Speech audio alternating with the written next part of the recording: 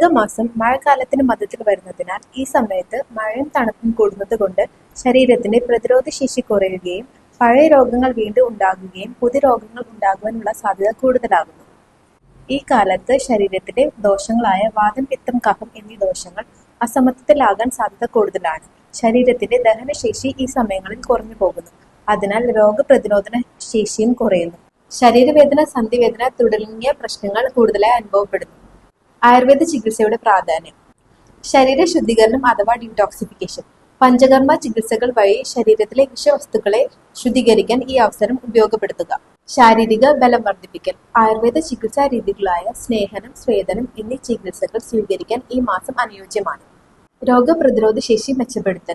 ശരിയായ ആഹാരക്രമം ശീലിച്ചും ചികിത്സകൾ പാലിച്ചും രോഗപ്രതിരോധ ശേഷി മെച്ചപ്പെടുത്താൻ സാധിക്കും. കർക്കിടക മാസം നമ്മുടെ ശാരീരികവും മാനസികവുമായ ആരോഗ്യം നിലനിർത്താനും ഭാവിയിലെ രോഗങ്ങൾ തടയാനും മികച്ച അവസരമാണ്.